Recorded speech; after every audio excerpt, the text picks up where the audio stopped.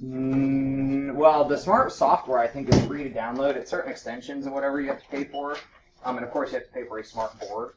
But you can also open a smart file as like a PDF or as something else. So you can essentially like convert the file type if you want to. All right. So most of us are here now. Here's the nonsense that has happened and why you're all like, but we did 834 like multiple times. You're right. Like you're all 100% right. Okay.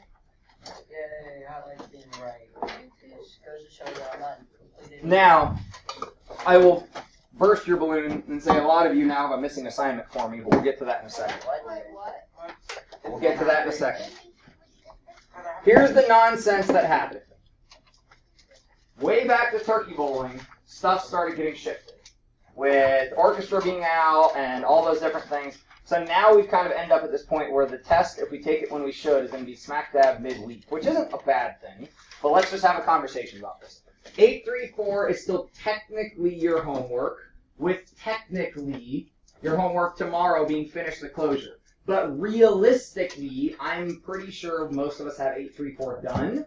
So tonight's homework should honestly be finish the closure. Yes. If not, like if you don't have time or don't get it done, it's okay to be on tomorrow because we need to figure out when we're taking the test, which might be tomorrow. So here's the two options we're looking at. If we take your test tomorrow, finish by Thursday, right? I always try to give you a couple days because we don't really have that long in our class once we sit down and get going.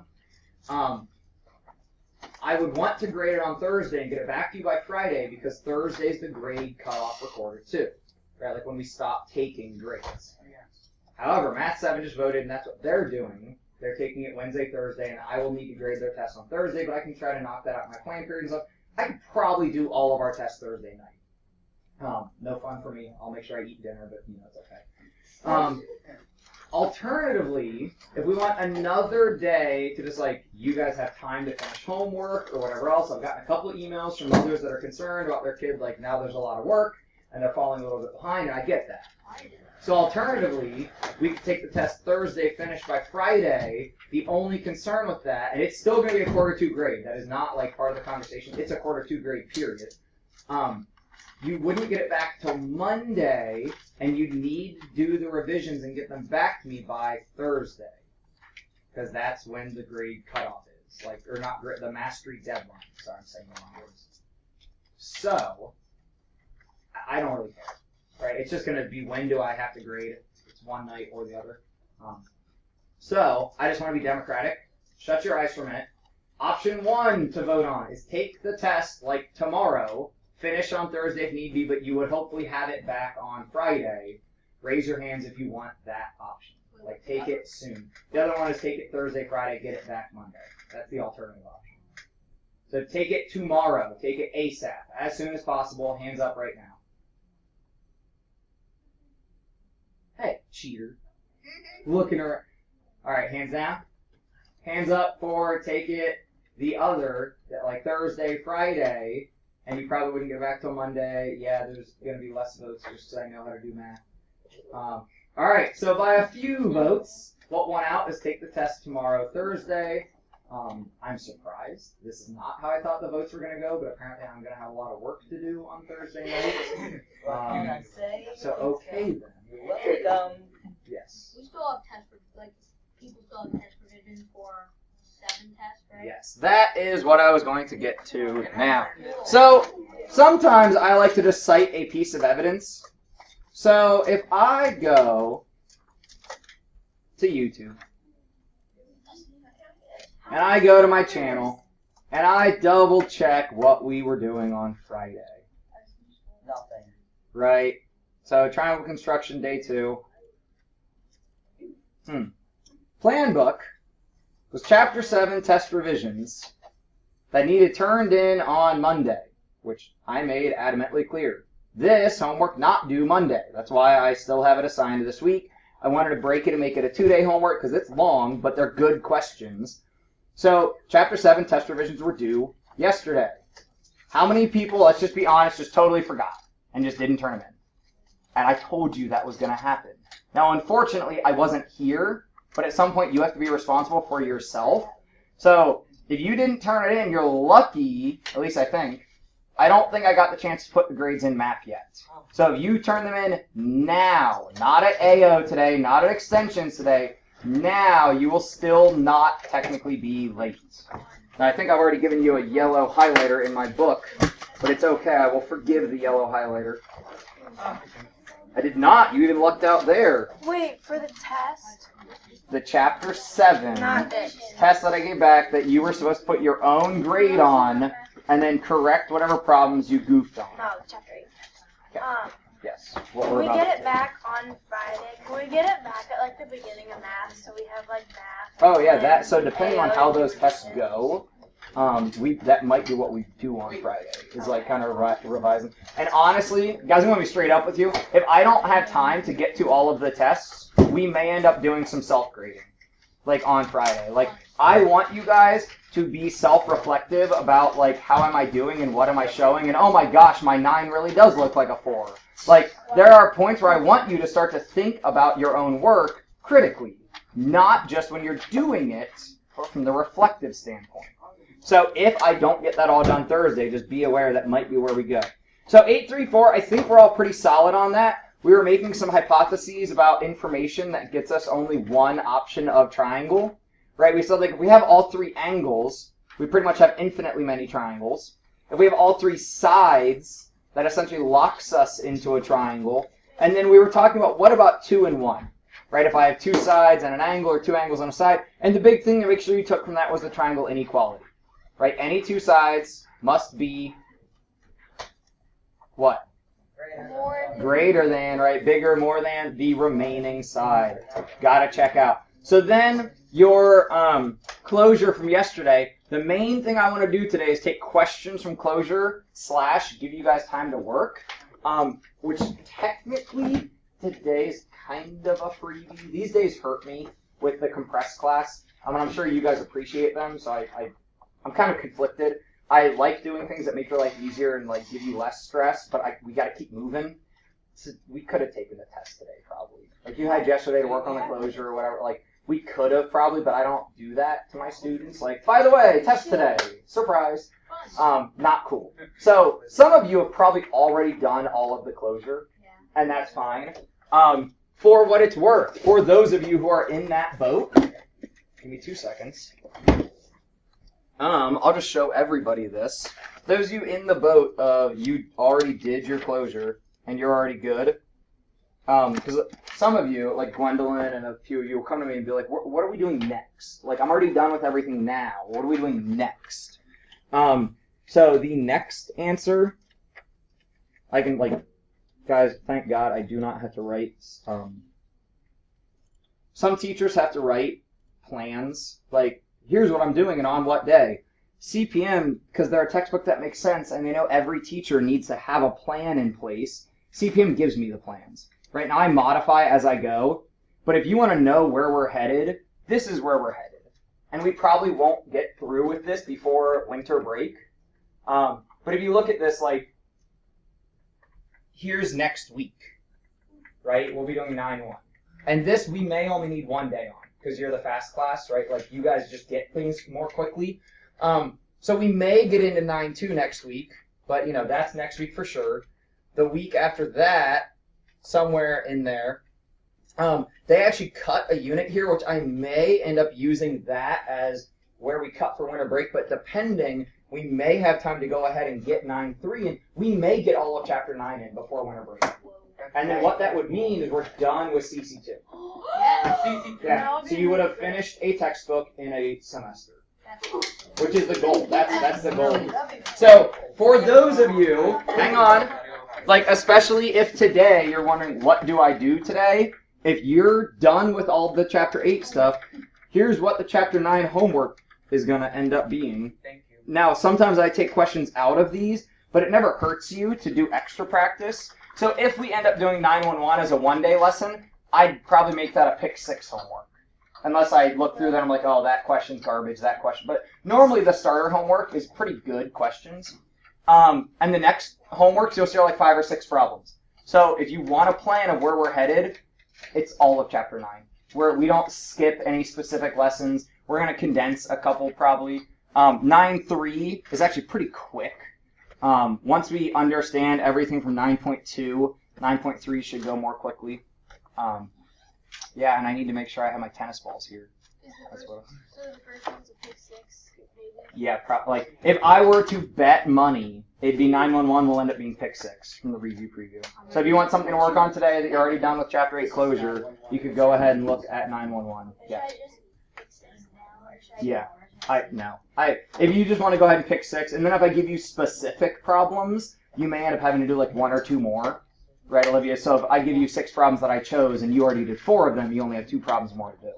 Now, what I really want to focus on today, though, is taking questions from Chapter 8. So anything from the closure first, because I wasn't here, and then anything from all of Chapter 8.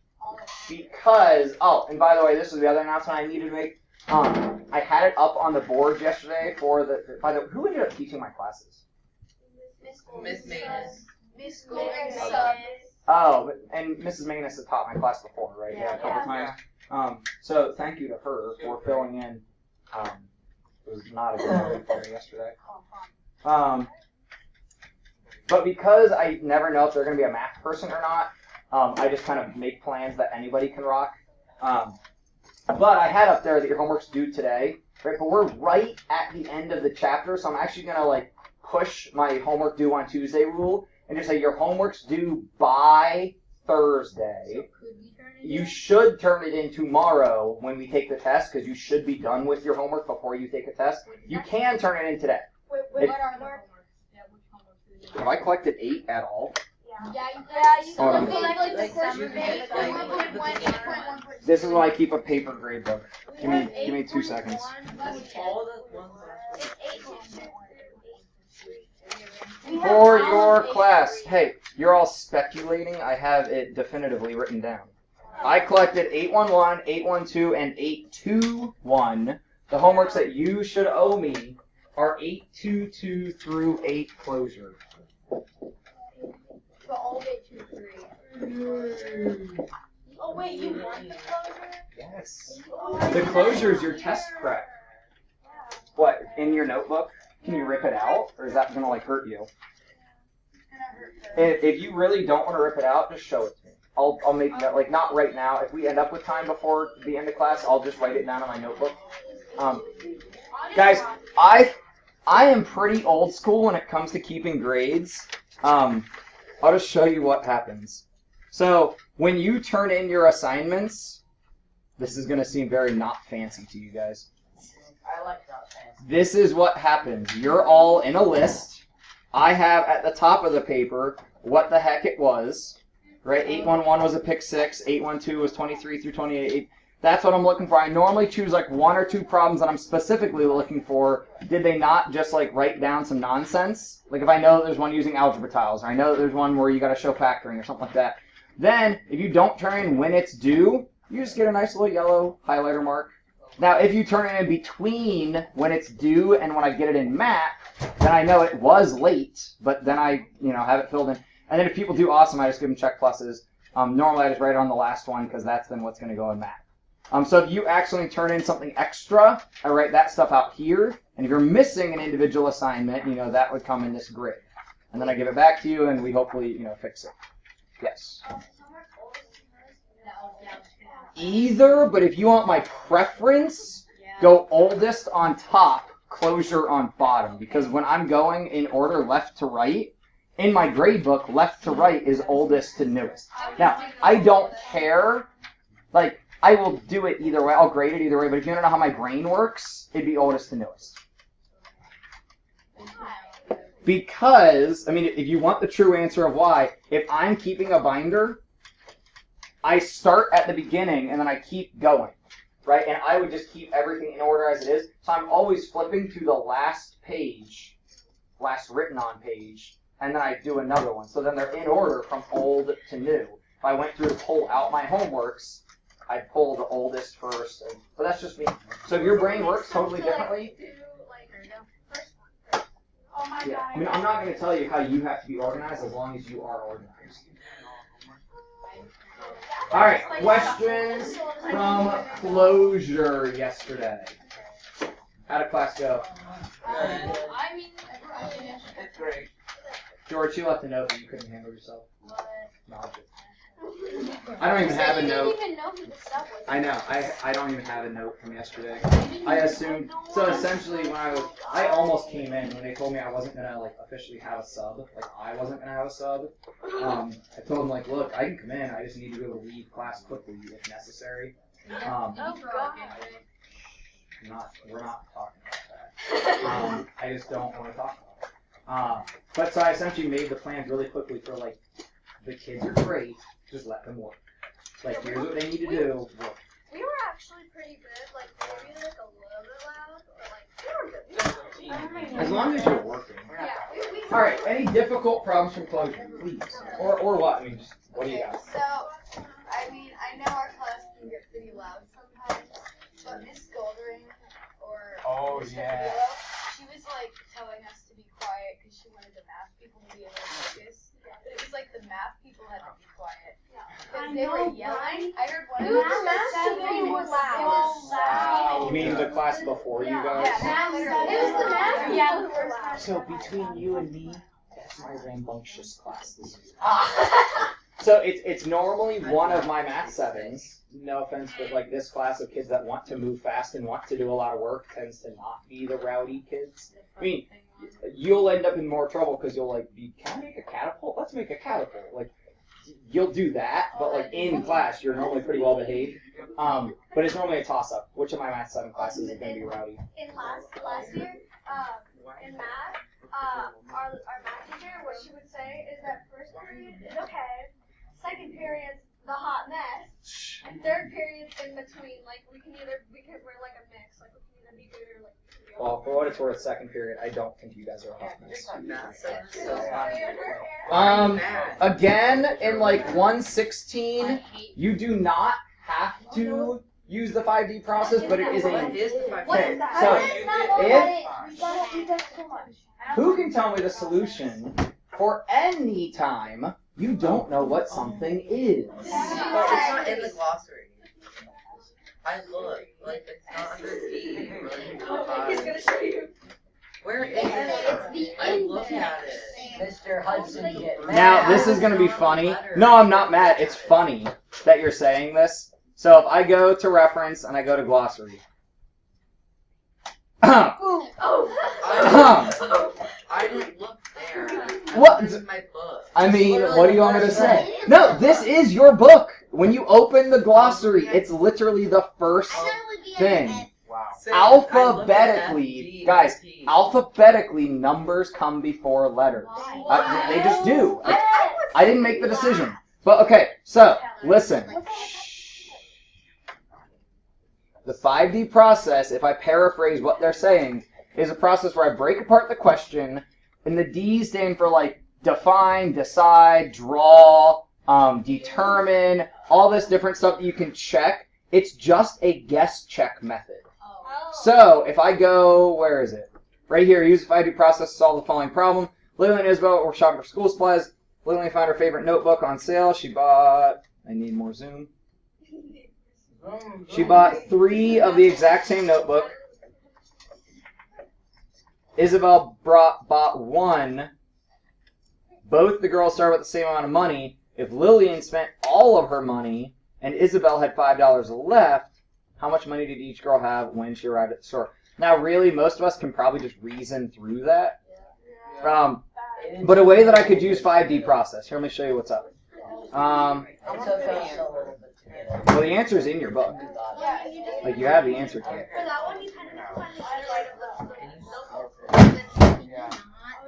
So, Isabella and Lillian. Right? Lillian starts with some amount of money that is, we're just going to call M, and they both start with M. Lillian buys 3 notebooks. Isabella buys 1. Isabella has $5 left over. Lillian has no dollars left over.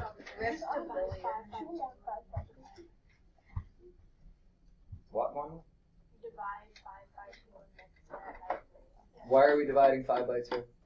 If she bought one notebook, and the other girl bought one notebook, so divide 5 and half. The difference in the situation is 2 notebooks and $5. So we figure out what is 1 notebook. So we divide 5 divided by 2. So 1 notebook must be $2.50. Now, if we were to 5D through that, we'd say, okay, what if a notebook is $1? Test it. Does it work? No. Go up. What if a notebook is $2? Test it. Does it work? No. Bump it up. What if a notebook is $3? Test it. Does it work? No. And we have too high of an answer? Bump it down. Maybe try to. That is such a long process. That's why we don't. That's why we don't explicitly teach you the 5D process in Comp.7 8, because it's a guess check method. The problem comes down to when we use the other problems that reference the 5D process. Really what this should have said for a class like you is like set up some equivalent expressions or equations or something to determine.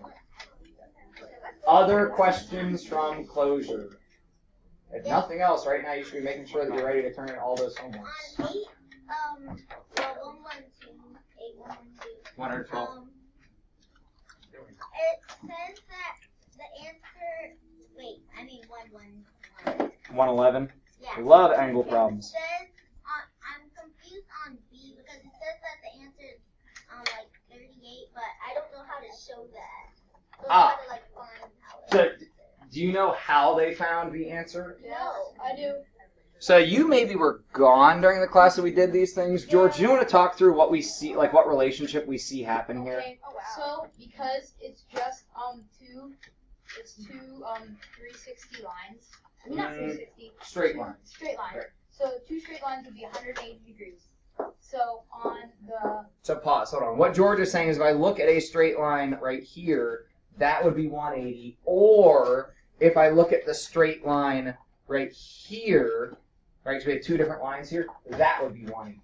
So you're saying either straight line we look at has a 180 relationship. Okay, so now if you have the same relation, if you keep using that 180 line for the 142, T will be the 180 because it's on the straight line. So because it's not, what's it called? I don't know. But like, What do you take to get bigger? the supplement, it's a supplementary angle. So when the other 180, it will be the same thing but flipped around. So if we forget about A and C. So the first thing George was talking about is if we look at T, it's going to have the 180 relationship with 142. So we're saying is 142 and T make 180.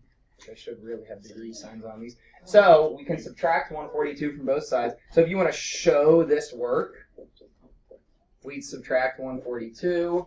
And that's how we get T equals 38. Then we switch what relationship we're looking at. We either switch the relationship to look at C being this straight line relationship, or, which actually then we can see that C is the same as T because it has that same relationship. Or if we go to find A, we can look at this side of that straight line relationship, now knowing that T is 38 degrees. And what we're actually going to find is A is also 142. Whoa. Now what this is leading us to is the special angle relationship where they end up the same because they are the opposite parts of 2 lines crossing. Anyone know what that's called? It is an intersection, but it's a special type. It's the certain angles. Did it begin with a V? It starts with a V. No. I have a question. Notice Vertical angles. Octavia just went to his glossary and within about 10 seconds had the answer. Vertical angles, right? Sorry. So what it's showing you now, if we really get like nitty gritty, is that this angle T is equal to this angle C. This angle over here, 142, is equal to this angle over here because they both are opposite angles on the same straight line intersection. What is the interest formula? I know interest. I equals P times R times T. Hertz. P-R-T. Thank you. I was trying to remember it. Yeah, so there's, guys, remember a couple formulas that at this point might be working their way into your memory is interest is P times R times T.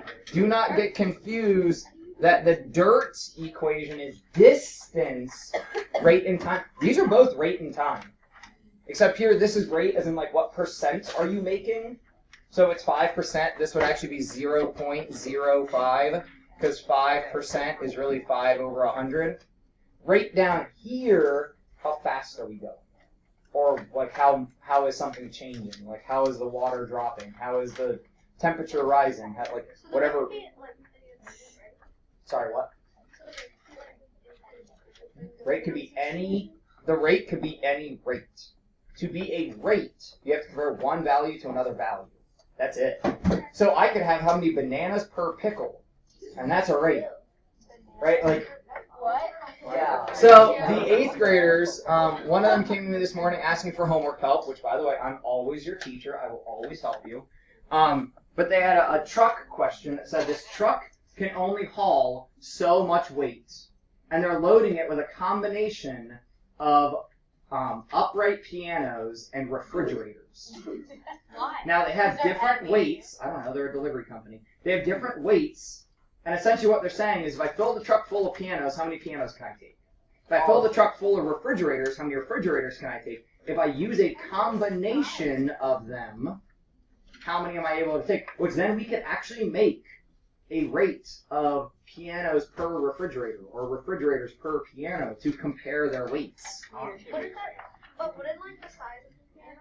Yeah, but they're saying the truck is big enough to fit them. It just has a weight restriction. So we're not restricted by size, we're restricted by weight. Oh, Other questions from closure or anything from chapter 8?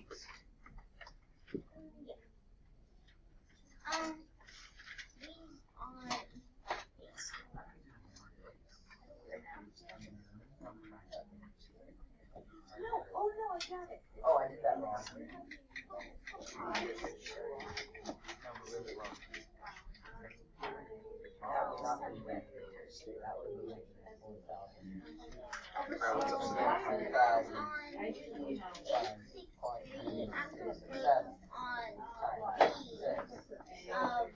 When it says describe a typical trip.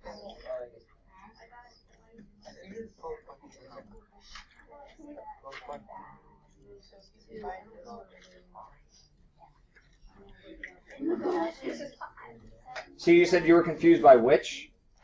Mr. Hudson. So are you able to find the mean and the median? Yeah.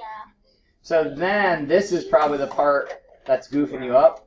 Why does neither plot seem very adequate in describing the center of this distribution?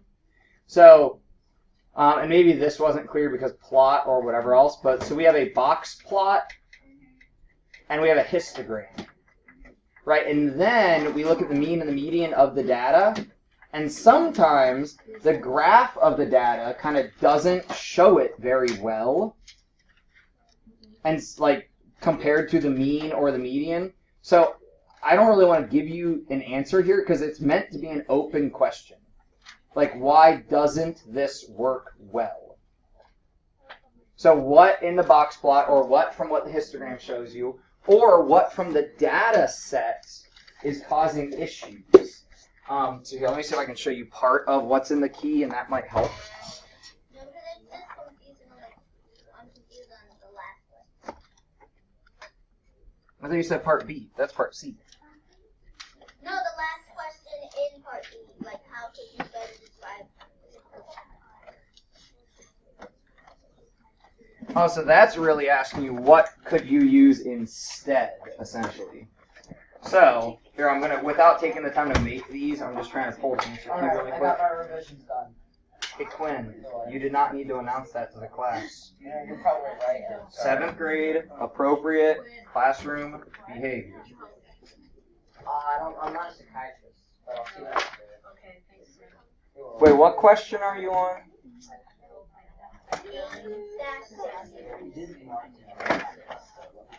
This is the wrong binder.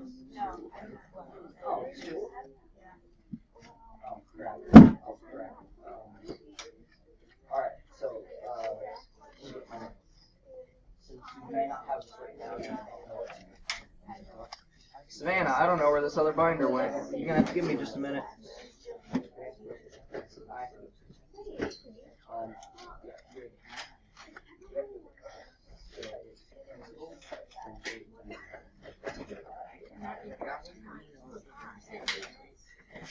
Okay, so you're looking for... Binder has to be out somewhere.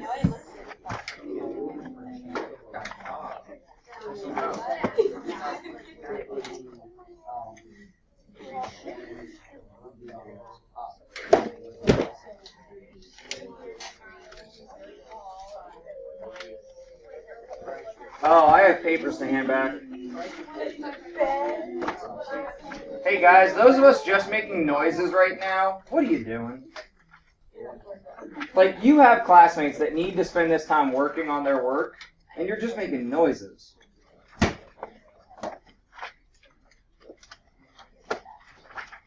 Alright, so, Savannah, it'll probably give you a little bit too much.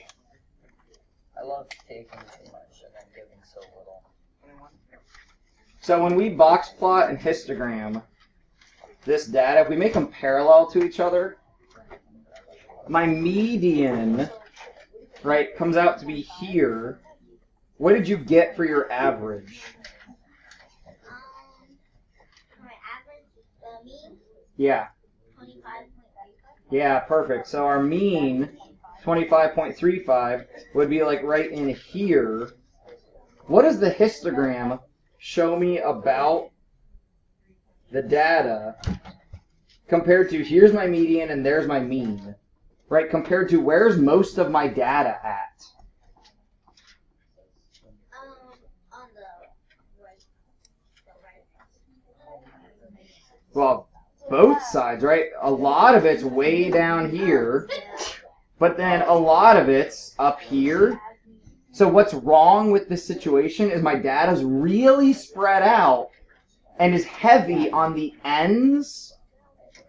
So Savannah, what this makes it seem like with the mean and the median being so close in the middle is that our data's focused in the middle, right around 20 to 25. Is that actually true that our data's focused around 20 and 25? No. Most of our data is either focused around 10, like 5 to 15 probably, or up here between 40 and 60. So most of my data is not near the mean and the median. The reason that happens is median's always dead middle. Regardless of what the numbers are, median's always directly in the middle. And the average, every really high number and really low number that come together, average out to a middle number. But that's not really like very truthful. So what could maybe help here is if you split your data into two groups. Have a low group and a high group and work with those groups separate from each other. So some idea like that. Braylon? Yeah, if you need to ask me a question, I can. Okay. What? What's up? What do you... Oh, so, wait, okay, so on my revisions, Yeah. I did problem again for B, for the percent decrease, and I got the same thing. It said, so on my paper, I did 40% decrease for B. I know, it's still wrong. Why though? Because you have to... Okay, so a lot of us had issues with this, so I'm going to review this whole class. But I did. George, trust me. Okay. Like, do you believe me I do. that, like, I'm not just going to lie to you for fun? Yeah. If I lie to you, it's probably by accident. But I promise, I've checked that multiple times. Okay. I know that your answer is not correct. Okay. Anytime we're doing percent change, which a lot of you did not get right, which tells me you didn't really care when you went through your homework. Guys, the point of the closure, to be real clear about this, is to check answers from a variety of content. You'll notice the closure bounces around through like the whole chapter. If you don't check those answers, you don't actually know if you learned it or not. When we learned percent change, we wrote this formula in our notes. I am 100% certain of that. There's evidence. If you really want to, you can go back and find it. But the percent change is the amount of change, whatever, up or down, divided by the previous, not the original, but the previous amount. So, if gas goes from $1 to $3, I'm going to make this real easy on us. I don't think we were. The change is 2. It would divide by 1. 2 divided by 1 is 2. That's a 200% increase. However, if gas goes from $3 to $1, the change is still 2, but it's a change of 2 over 3, and it's actually a decrease of about 67%. They're not the same. Yeah, no, we did it right. From the mastery, but that's not a specific. I just made up a sample problem to reiterate how to do this. Percent change, and guys, when I taught this, I said this is what gets people because they think it's the same up as it is back, and it's not. Psych. The process changes. What you divide by changes. Not only do you get a different answer, but like you got to change everything. Other questions? Did you still have one? Okay, what do you got?